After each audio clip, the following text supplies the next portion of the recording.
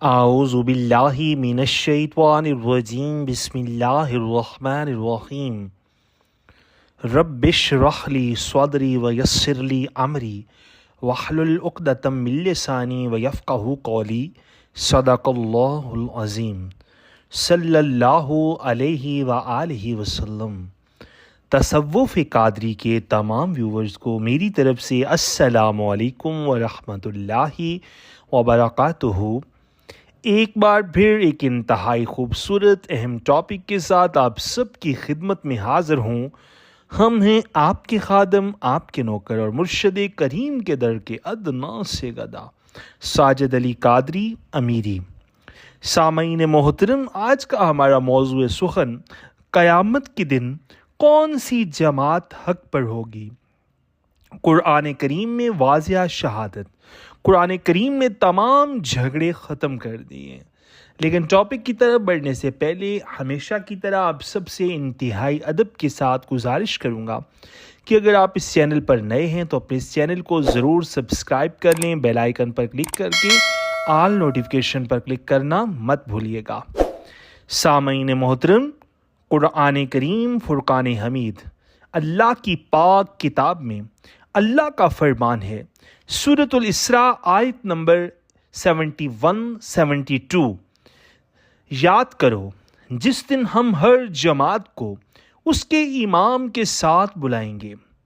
سامعین، اب یہاں پر یہ بات واضح ہو گئی ہے کہ ہم میں سے بہت سے لوگ جو اپنی انا کی تسکین کے لیے یہ بات کرتے ہیں کہ ہمارے امام سردار الانبیاء آقا کریم رؤوف الرحیم صلی اللہ علیہ وآلہ وسلم ہیں، تو سامعین وہ کون سی ایسی جماعت ہے جس کے وہ امام نہیں ہیں؟ وہ تو سرداروں کے سردار ہیں، وہ تو سردار الانبیاء ہیں، وہ تو احمد مجتبیٰ ہیں، وہ تمام اولیاء، فقراء، صالحین سب کے ہی امام ہیں۔ سامعین، کچھ لوگ ایسے ہیں جو حضرت مولا علی کرم اللہ وجہ الکریم آپ کو ڈائریکٹ کہہ دیتے ہیں کہ وہ ہمارے امام ہیں۔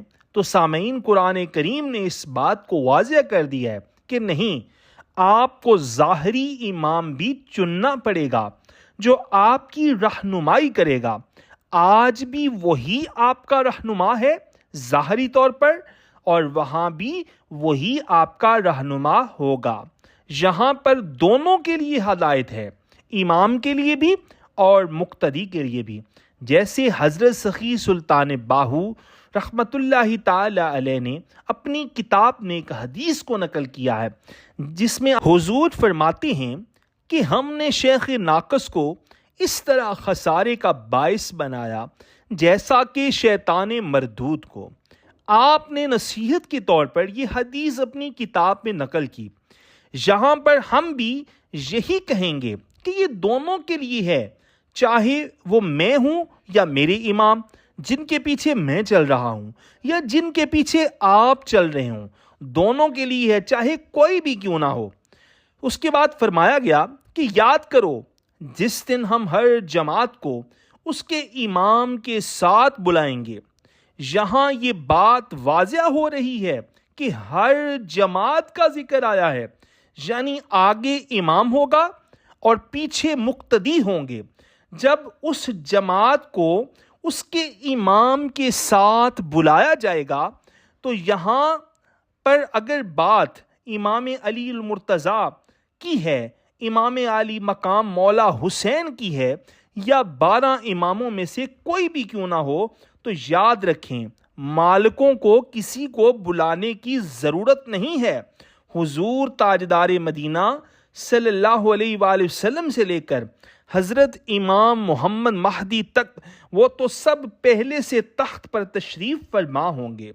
سامعین، بلایا تو ہم جیسے لوگوں کو جائے گا جو لوگوں کی رہنمائی کے ٹھیکیدار بنے پھرتے ہیں، اور جواب بھی ہمیں ہی دینا ہوگا۔ اللہ سے ڈر کر معافی طلب کر کے یہ بات کر رہا ہوں، اللہ اپنے فضل و کرم سے ہمیں معاف کر دے۔ اس دن بہت سے لوگ جو اس فہم میں مبتلا ہے کہ ہم ٹھیک ہیں یا ہماری جماعت ٹھیک ہے، اس دن ان کو جواب دینا مشکل ہو جائے گا۔ جب حق مکمل عیاں ہو جائے گا۔ قرآن کریم نے واضح بتا دیا ہے کہ اس دن کون سی جماعت حق پر ہوگی۔ سامعین، فرمایا گیا کہ یاد کرو جس دن ہم ہر جماعت کو اس کے امام کے ساتھ بلائیں گے اور جس کا نامہ اعمال اس کے دائیں ہاتھ میں دیا جائے گا، وہ جماعت حق پر ہوگی، وہ جماعت سرخرو ہو جائے گی۔ وہ لوگ اپنا نامہ اعمال پڑھیں گے اور ان پر ایک دھاگے کے برابر بھی ظلم نہیں کیا جائے گا۔ سامعین، اب ہم اللہ کریم سے پوچھتے ہیں، یا باری تعالیٰ ہمیں کوئی راستہ عطا کر جس راستے کو پا کر ہم حق پرست بن جائیں۔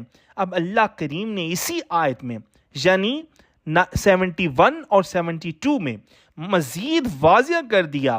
سامعین، یہاں پر غور کیجئے گا کہ وہ کون سی جماعت ہے جس کے پیچھے آپ چلیں گے تو وہ جماعت حق پر ہوگی، جس کا نامہ اعمال دائیں ہاتھ پر ہوگا۔ قرآن نے واضح کر دیا، فرمایا گیا کہ وہ لوگ جو اس زندگی میں بھی اندھے ہیں وہ وہاں پر بھی اندھے رہیں گے اور وہ زیادہ گمراہ ہوں گے، یعنی جنہوں نے اس زندگی میں معرفت الہی کا نور حاصل نہ کیا جس کے لیے انسان کو اس دنیا میں بھیجا گیا ہے۔ یہی وجہ ہے کہ حضور سیدنا غوث اعظم رضی اللہ تعالی عنہ نے فرمایا کہ اے بندے، مرنے سے پہلے کسی اہل تلقین مرشد سے حیات قلب حاصل کر لے۔ کتنی خوبصورت نصیحت کی آپ نے، ہم سب پر واجب ہے ہم کوشش تو کریں۔ ہماری جتنی کوششیں ہیں وہ دنیا کو حاصل کرنے کے لیے ہیں۔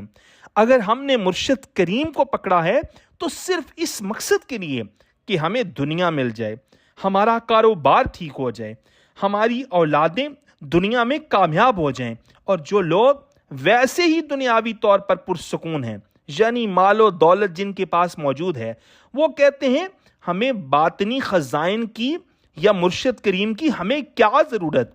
سامعین محترم، یاد رکھیں ہم سب نے پلٹ کر واپس اس کے پاس جانا ہے۔ پھر اس موقع پر غالب کا یہی شعر بنتا ہے کہ کعبے کس منہ کو جاؤ گے غالب، شرم تم کو مگر نہیں آتی۔ جو اس زندگی میں اندھا رہا وہ وہاں پر بھی اندھا ہی رہے گا اور وہ زیادہ گمراہ ہوگا۔ یعنی جس نے یہاں پر حق دیکھ لیا، جس نے یہاں حق کو پہچان لیا، جس نے یہاں حدیث پاک کو سمجھ لیا کہ من عرف نفسہ فقد عرف ربہ، جس نے اپنے آپ کی پہچان کی، اپنے نفس کی پہچان کی، اس نے اپنے رب کو پا لیا، اس نے پھر اپنے کریم کی معرفت حاصل کر لی، اس نے پھر اس کے نور کو پہچان لیا۔ اور جنہوں نے نہ پہچان کی وہ یہاں بھی اندھے ہیں، وہ وہاں بھی اندھے ہی رہیں گے۔ سامعین محترم، اور جو یہاں پر اللہ کریم کو پہچان لیتا ہے وہ قدم پھونک پھونک کر رکھتا ہے کہ کہیں وہ کریم ہم سے ناراض نہ ہو جائے۔